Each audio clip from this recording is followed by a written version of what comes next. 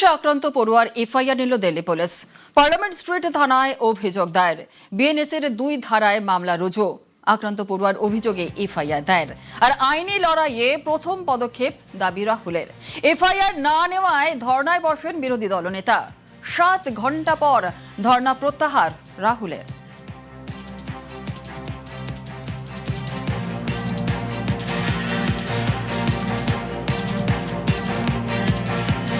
ये न्याय का पहला कदम है। केस लॉन्च हुआ है, आंख से इनको दिखाई नहीं देता है। एक युवा के साथ अन्याय हुआ है। 11:30 बजे आए, अभी 6:30 बज गए हैं, तब जाके एफआईआर फाइल की। ये न्यू दिल्ली, बिल्कुल दिल्ली के बीच में पुलिस स्टेशन है, यहाँ पे न्याय नहीं मिल रहा। अब इमेजिन कीजिए गांव के किसी पुलिस स्टेशन में या छोटे से शहर के किसी पुलिस स्टेशन में क्या होता है। हमने यहाँ पे कोई गलत काम नहीं किया है, हमने सिर्फ एक हिंदुस्तान के नागरिक के लिए, उसकी माँ के लिए, उसके पिता के लिए न्याय मांगा है। फाइनल परमिशन फाइनल होके होम सेक्रेटरी और अमित शाह जी को देना पड़ा। तो आप समझ जाइए एफआईआर रोक कौन रहा था। যাদবপুর বিশ্ববিদ্যালয়ে ভাঙচুরের অভিযোগ দায়ের। বুধবার রাতেই ভাঙচুরে অভিযোগ দায়ের কর্তৃপক্ষের। বৃহস্পতিবার ফলক ভাঙা নিয়েও থানায় অভিযোগ দায়ের। যাদবপুর কাণ্ডে এফআইআর পুলিশের। ধারা 189 বেআইনি সমাবেশ। ধারা 190 অস্ত্রসহ অশান্তি। ধারা 324(4) সম্পত্তি নষ্ট। ধারা 329(3) উল্লেখ রয়েছে অনধিকার প্রবেশ। ধারা 351(2) উল্লেখ রয়েছে হুমকি।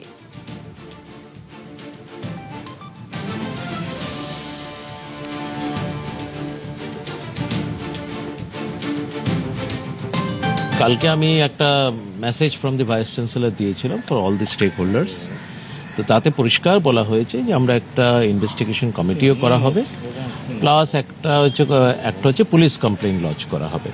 পুলিশ কমপ্লেইন লজ করা হবে to investigate the untoward incidents, যেটা 19 তারিখ রাত্রে হয়েছিল, সেটা সম্বন্ধে এই টোটাল ঘটনাগুলো দেখার জন্য একটা বেসিক্যালি পুলিশ কমপ্লেইন করা হবে। নাম করে করবেন? নাম করে করা হবে না, কারণ আমরা তো আনডিসক্লোজড, যারা হচ্ছে আননোন আর কি পারপেট্রেটর অফ দ্য ইভেন্ট, যারা তাদের এগেনস্টে করা হবে। 20 তারিখে যে ঘটনাটা ঘটেছে সেটাকেও আমরা সেটাকে পারভিউয়ের মধ্যে রাখবো।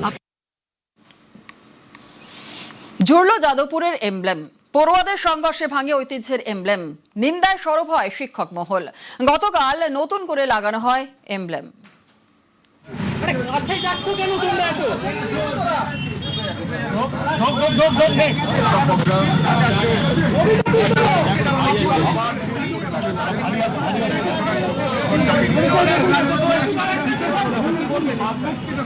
এটা অত্যন্ত খারাপ জিনিস, এটা আমাদের অত্যন্ত গর্বের জায়গা, কারণ এটা সঙ্গে যাদবপুর ইউনিভার্সিটি, যেটা একটা এত বড় একটা তার একাডেমিক এক্সেলেন্স রয়েছে, তার কিন্তু সম্মানযোগ্য।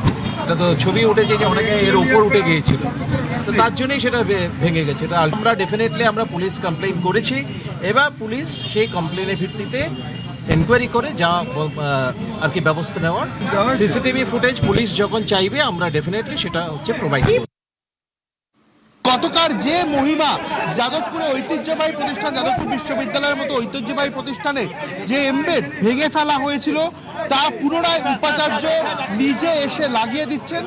এই ঐতিহ্যবাহী শিক্ষা প্রতিষ্ঠান, সেখানে এ ধরনের ঘটনা তা কোনোভাবেই কাম্য নয়। যে শতদলের প্রতীক যা গতকাল এই রকমভাবে দফায় দফায় উত্তেজনা ছড়ানোর পর ভেঙে ফেলা হয়, সেই প্রতীক পুনরায় লাগাচ্ছেন নিজে যাদবপুর বিশ্ববিদ্যালয়ের উপাচার্য। ক্যামেরায় দীপকের সঙ্গে রৌনক, নিউজ 18 বাংলা, কলকাতা। ক্যাম্পাসে ভাঙচুরে করা বিশ্ববিদ্যালয়। যাদবপুরে 19 থেকে 20 আগস্টের ঘটনায় তদন্ত কমিটি। আর তদন্ত কমিটি গঠন করে বিজ্ঞপ্তি জারি। 19 আগস্টের ঘটনায় সিসি ক্যামেরায় ফুটেজ সংরক্ষণের নির্দেশ। হামলায় বহিরাগত ও জড়িতদের চিহ্নিত করার চেষ্টা। নিরাপত্তায় ত্রুটি থাকলে কড়া পদক্ষেপের আশ্বাস উপাচার্যের। হাইকোর্টের রায়ে দুটো অংশ ছিল। একটা ছিল হচ্ছে সিসিটিভি জাস্ট ক্যামেরা ইনস্টলেশন, মানে গোটা ক্যাম্পাসটাই হচ্ছে আন্ডার সিসিটিভি সার্ভিলেন্স থাকবে। তো সেই পার্টটা আমরা কিন্তু এক্সিকিউট করেছি এবং কমপ্লায়েন্সও হয়েছে, সেটা হাইকোর্টে রিপোর্টও হয়েছে। কিন্তু সেকেন্ড পার্টটা আমরা করিনি, তার একটি কারণ কারণ আমাদের এখানে ঠিক ক্যাম্পাসে আমরা চট করে পুলিশ থাকুক এটা আমরা ওই নীতিতে বিশ্বাস করি না। পুলিশ দিয়ে শান্তি শৃঙ্খলা বজায় রাখা হবে এই নীতিতে আমরা বিশ্বাস করি না। আমরা বিশ্বাস করি যে প্রত্যেকের সহমর্মিতা এবং সহযোগিতার ভিত্তিতেই ক্যাম্পাসে শান্তি বজায় থাকবে। তো সেটা যদি একান্ত না হয়, হাইকোর্টের রায় আছে এখন, তারপর যদি আবার এখন কোর্ট থেকেও বলা হয় বা ইত্যাদি গভর্নমেন্টও বলে, তখন সেটা নিশ্চয়ই পর্যালোচনা করা হবে। যাদবপুরের ঘটনায় 5 সদস্যের তদন্ত কমিটি, এনএসওইউ এর প্রাক্তন উপাচার্যের নেতৃত্বে কমিটি। ক্যাম্পাসের ভিতরে ভাঙচুরের তদন্ত করবে এই কমিটি।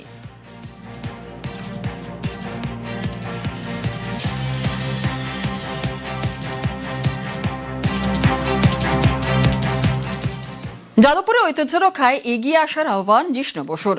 যাদবপুরে সাপ মোচনের এখনই সঠিক সময়। এলিট সংস্কৃতির বাইরে আসল যাদবপুরকে তুলে ধরার আহ্বান আরএসএস এর প্রচার প্রমুখ জিষ্ণু বসুর। যাদবপুর বিশ্ববিদ্যালয়ে আমি পড়াশোনা করেছি এবং গবেষণার কাজে আজও যাদবপুর বিশ্ববিদ্যালয়ের সঙ্গেই যুক্ত। যাদবপুর বিশ্ববিদ্যালয়ের যে মহতি দিক, যাদবপুর বিশ্ববিদ্যালয়ে সারা ভারত এবং ভারতবর্ষের বাইরেও তার যে সুনাম, সে বিষয়টি আমি সঠিকভাবে এবং কোন কোন অংশ সেই যাদবপুর বিশ্ববিদ্যালয়ে বিশ্বজোড়া নাম করার জন্যে মূলত তারা প্রতিনিয়ত তাদের অবদান রেখে যাচ্ছে তা আমি জানি। তাই বলছি, যাদবপুর বিশ্ববিদ্যালয়ের আজকে সাপ মুক্ত হওয়ার সময়। 1970 সালে গোপালচন্দ্র সেনকে দিনের বেলায় হত্যা করার পরে সেই ছেলেটি বিদেশে পালিয়ে গেছে এবং মহা আনন্দে নিজে ওই বড়লোকের ছেলে নিজের জীবনযাপন করেছে। হোক কলরবের যারা নায়ক, তারা আজকে দেশে আছে না বিদেশে আছে, তাদের বাবা তাদের মা তারা বিশ্ববিদ্যালয়ের অধ্যাপক অধ্যাপিকা, তারা সোনার চামচ মুখে দিয়ে জন্মেছে। এই অংশটুকুর বাইরেও যাদবপুর বিশ্ববিদ্যালয় আছে, যেখানে একটি আশাকর্মীর ছেলে, আমার মতো একটি গরিব ঘরের ছেলে, বা মুর্শিদাবাদ থেকে আসা একটি দরিদ্র মুসলমান পরিবারের সুমন নিহার, তারাও আসে। তাদের কথাও একবার ভেবে দেখুন, আর তাদের কথা ভেবে দেখে যাদবপুরকে এই সাপ মোচনের জন্য আজকের পশ্চিমবঙ্গের প্রত্যেকটি শুভ বুদ্ধি সম্পন্ন মানুষের যোগদান একান্ত প্রয়োজন। স্কুল শিক্ষামন্ত্রীর মুখে যাদবপুরকে ঠিক করার কথা, পদ্ধতি এবিভিপি জানে, হুঁশিয়ারি স্কুল শিক্ষামন্ত্রীর। দেখুন, বামপন্থীদের এই সংস্কৃতি সম্পর্কে শুধু পশ্চিমবঙ্গের মানুষ নয়, সারা ভারতবর্ষের মানুষ আজকে সচেতন এবং তারা জানে।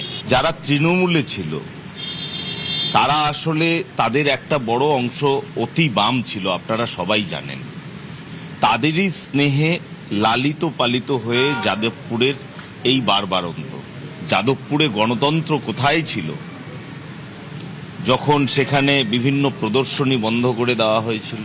আমি নিজে একজন এবিভিপির কার্যকর্তা ছিলাম, সেই কারণে আমি এটা নিশ্চিত বিশ্বাস করি ওসমানিয়া ইউনিভার্সিটি যদি ঠিক হয়ে যেতে পারে, যাদবপুরও ঠিক হয়ে যাবে। পদ্ধতি অখিল ভারতীয় বিদ্যার্থী পরিষদ জানে, তারা সেই পদ্ধতিতে ছাত্রদের সঙ্গে নিবিড় সংযোগ স্থাপন করে, তাদের সঙ্গে কথা বলে, তাদের বুদ্ধি বিবেচনাকে কাজে লাগিয়ে। বিজেপি আগে ঠিক করুক ছাত্র সংগঠন নিয়ে ওদের মতামত কি, খোঁচা সিপিআইএম নেতা সায়ন বন্দ্যোপাধ্যায়ের। শ্রমিক ভট্টাচার্য বলছেন আমাদের কোনো ছাত্র সংগঠন নেই, ছাত্র সংগঠনের কোনো বিষয়তে আমরা ঢুকবো না। বিজেপির বিধায়ক বলছেন অমুক ছাত্র সংগঠন বহি কাফি হে।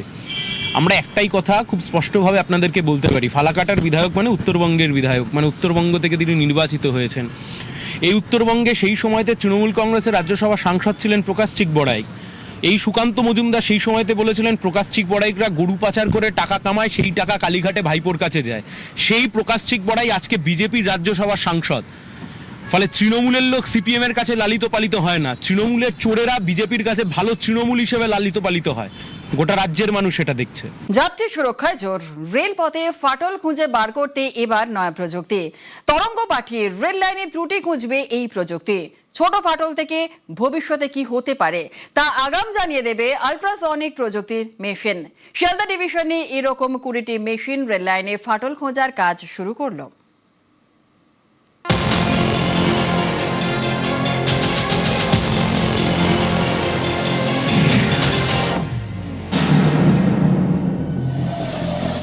রেল লাইনে ফাটল মানে বড় সড় বিপদের আশঙ্কা। তা যাতে না হয় আগে থেকে পরীক্ষা করা জরুরি। এবার সেই পরীক্ষায় জুড়েছে নতুন প্রযুক্তি। পূর্ব রেলের শিয়ালদা ডিভিশন প্রায় 1375 ট্র্যাক কিলোমিটার এলাকায় নিয়মিত পরীক্ষা ও রক্ষণাবেক্ষণ চলছে। পরীক্ষা করে দেখা হচ্ছে কোথাও ট্র্যাকে ফাটল আছে কিনা বা সেই ফাটল ভবিষ্যতে বিপদ বাড়াবে কিনা। প্রত্যেক দিন গোটা দেশ জুড়ে হাজার হাজার কিলোমিটার রেলপথের ওপর দিয়ে ট্রেন দৌড়চ্ছে, কিন্তু যার ওপর দিয়ে দৌড়চ্ছে অর্থাৎ যাকে বলা হয় রেল বা ট্র্যাক, সেটা কতটা সঠিক রয়েছে, ত্রুটিপূর্ণ নয় তো? আর যদি ত্রুটি থেকেও থাকে সেই ত্রুটি ধরা পড়বে কি করে? তার জন্যই ভারতীয় রেলের তরফ থেকে নানা আধুনিক ব্যবস্থা প্রয়োগ করা হচ্ছে। সেই আধুনিক ব্যবস্থা প্রয়োগের মধ্যে অন্যতম USFD। रेल्स में बहुत सारे कारणों से स्ट्रेस बिल्टअप हो जाता है। टेम्परेचर वेरिएशन की वजह से, लोडिंग की वजह से क्रैक्स आ रहे हैं। उसको जानने के लिए अल्ट्रासोनिक फ्लो डिटेक्टर मशीन काफी हेल्प करती है हमें। रीडिंग्स भी आती हैं और साथ ही साथ GPS लोकेशन बेस्ड होता है कि आप किस लोकेशन पे कर रहे हैं, पूरा सिस्टम में रिकॉर्ड आ जाता है। जैसे कि आपने देखा बॉडी में एक्सरे होता है, तो एक्सरे में आपको पता लगता है कि बॉडी में क्या है। वैसे ही अल्ट्रासोनिक फ्लो डिटेक्टर मशीन है, वो आपको इंटरनल स्ट्रक्चर बताएगा कि रेल का स्ट्रक्चर ये है। उसके बाद में हमारे जो इंजीनियर्स हैं वो इस पे लेते हैं कि इसमें क्या बेस्ट मेथड होगा, क्या करना चाहिए। আল্ট্রাসনিক ফ্লো ডিটেকশন বা USFD প্রযুক্তি। USFD নন ডিস্ট্রাকটিভ টেস্টিং প্রযুক্তি, অর্থাৎ রেল লাইন বা ওয়েল্ডিং এর কোনো ক্ষতি না করেই ভিতরে থাকা সূক্ষ্ম ত্রুটি শনাক্ত করে ফেলে। ফলে সময় থাকতে প্রয়োজনীয় মেরামতি করা সম্ভব হয় এবং লাইনে বড় ধরনের ফাটল থাকলে তা আগে থেকেই বোঝা যায়। কিভাবে কাজ করে এই প্রযুক্তি? বিজ্ঞানের নিয়ম অনুযায়ী শব্দ তরঙ্গ পাঠিয়ে এই ধরনের ত্রুটি ধরার মতো ব্যবস্থা রয়েছে। কোথায় কোন ধরনের কি ত্রুটি রয়েছে তার সমস্ত কিছুই এই USFD মেশিন তা দিয়ে যে শব্দ তরঙ্গ পাঠানো হচ্ছে সেখান থেকে সহজেই ধরা পড়ে যাচ্ছে। পরীক্ষার পর স্পট থেকে ট্র্যাক ম্যানেজমেন্ট সিস্টেম বা TMS এ ডিজিটাল স্ক্যান রিপোর্ট আপলোড করা হয়। এর ফলে রেল লাইনের পরিস্থিতি দ্রুত পর্যবেক্ষণ করা সম্ভব হয়। পরীক্ষার রিপোর্ট 3 মাস পর্যন্ত TMS এ সংরক্ষিত থাকবে। পাশাপাশি রয়েছে 2 স্তরের ভেরিফিকেশন ব্যবস্থা। ফিল্ড অপারেটরদের জমা দেওয়া স্ক্যান ডেটা ডিভিশনাল সুপারভাইজাররা পুনরায় পরীক্ষা করবেন। এই যে মেশিন, এই মেশিন থেকে শব্দ তরঙ্গ এসে পৌঁছয় এই জায়গাতে। এখানে প্রোব বা সেন্সার রয়েছে এবং যেখানে এই প্রোব বা সেন্সার রয়েছে তার সঙ্গে যে রেল বা যাকে আমরা লাইন বলি তার মাঝের দূরত্ব খুব স্বল্প, 0.2 মিলিমিটার।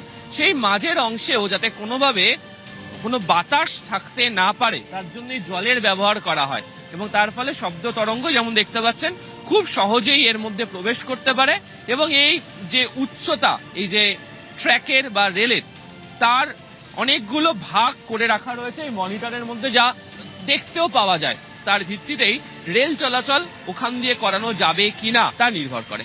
ক্যামেরা সুব্রত জানার সাথে আবির ঘোষাল, নিউজ 18 বাংলা, কলকাতা। অসুস্থ মীরা ভট্টাচার্য আলিপুরের বেসরকারি হাসপাতালে ভর্তি। মীরা ভট্টাচার্য ফুসফুসের সংক্রমণ সহ বয়সজনিত সমস্যা নিয়েই ভর্তি। SDUতে চিকিৎসাধীন প্রয়াত প্রাক্তন মুখ্যমন্ত্রীর স্ত্রী মীরা ভট্টাচার্যের অবস্থা স্থিতিশীল বলেই হাসপাতাল সূত্রে খবর।